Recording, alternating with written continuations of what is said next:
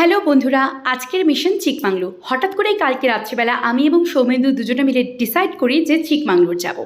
ঠিক সেই ভেবে সকাল 8টা সাড়ে 8টা বাজে এখন আমরা দুজনে এসে গেছি যশবন্তপুর স্টেশনে। এবং তোমরা দেখেই বুঝতে পারছো মারাত্মক একটা ভিড় কিন্তু ওই দিন ছিল। যাই হোক, আমাদের ট্রেনের রিজার্ভেশন ছিল, তাই জন্য ট্রেনের ভেতরে উঠে আশা করি সেরকম কোনো অসুবিধা আমাদের কিন্তু হবে না। কথা বলতে বলতেই দেখো আমাদের ট্রেন চলে এলো এবং ট্রেনে করে আমরা এবার মোটামুটি 3-3.5 ঘন্টা বা 4 ঘন্টা লেগেছিল আমাদের কিন্তু চিকমাঙ্গলুর পৌঁছাতে।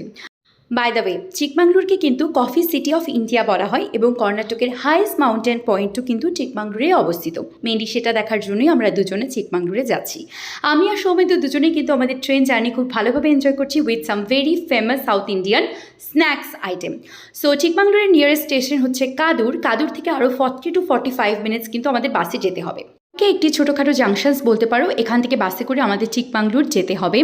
আমি আর সৌমেন্দু একটু এক্সস্টেড ফিল করছিলাম বটে।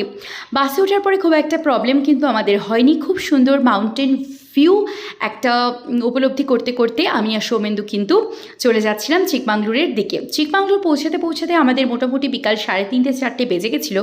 তাই ওই দিন ফার্দার বিশেষ কিছু অ্যাক্টিভিটিস করতে পারবো বলে কিন্তু মনে হচ্ছিল না।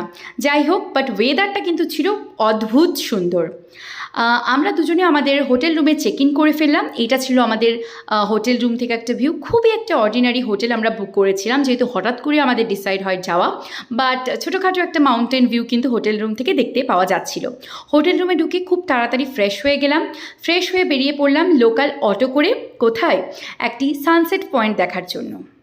যাওয়ার সময় আমি আর সৌমেন্দু শুধু একটা ভয় পাচ্ছিলাম, যেতে যেতে যদি সন্ধ্যা হয়ে যায় তাহলে হয়তো আমরা সানসেট ভিউটা সেভাবে উপভোগই করতে পারবো না। কিন্তু আমাদের অটোওয়ালা বারবার অ্যাসিওর করছিল যে না, আমরা ঠিক টাইম মতো কিন্তু পৌঁছে যাব। আমরা কোথায় যাচ্ছি সেটাই তো বলা হয়নি। হিরোকোলেলা লেক।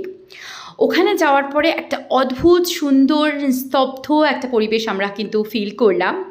আর আমি কিন্তু খুব একটা সেজেগুজে ওই দিন বেরোতে পারিনি, যেহেতু হুট করে আমাদের প্ল্যান হয়ে গেল যে না, আজই কিন্তু আমরা এখানে যাব। এই হচ্ছে সেই ফেমাস হিরোকোলেলা লেকের ভিউ, যেটা কিন্তু আমি অসংখ্য লোকের ভিডিওস এবং ফটোসে দেখেছি এবং আমি সেদিন সেখানে দাঁড়িয়ে কিন্তু সেটা ফিল করছিলাম। বাই দ্য ওয়ে, ওখান থেকে বেরোনোর পর অটোওয়ালা আমাদেরকে বললো শহরের মাঝে একটি ছোটোখাটো পার্ক আছে, এমজি পার্ক, যেখানে নাকি টয় ট্রেনে করে মাউন্টেনের চারিদিকে ঘোরায়। শুনেই তো আমি ভীষণ এক্সাইটেড, যাবার জন্য এক্সাইটেড হয়ে গেলাম। কিন্তু যেতে যেতেই সন্ধ্যা হয়ে গেল, তাই জন্য চারিদিকের ভিউটা খুব একটা এনজয় করতে না পারলেও টয় ট্রেনের জার্নিটা কিন্তু আমি খুব এনজয় করেছি। সৌমেন্দু ভিডিও করাতে সবসময় কমফোর্টেবল না হলেও 2-4 মিনিটের ভিডিওতে কিন্তু আসতে খুব একটা ও কিন্তু প্রবলেম করে না। সন্ধ্যা হয়ে গেছিলো বলে ভিউটা সেভাবে দেখতে পারিনি, বাট এনজয় করেছিলাম। তোমরা দেখতেই পাচ্ছ, এটা হচ্ছে সেই বাচ্চাদের টয় ট্রেন। আমি কিন্তু খুব এনজয় করেছি। এরপরে হোটেল রুমে গিয়ে কিন্তু খেয়ে দিয়ে শুয়ে পড়েছিলাম। কালকের ভিডিও নিয়ে আবার ফিরে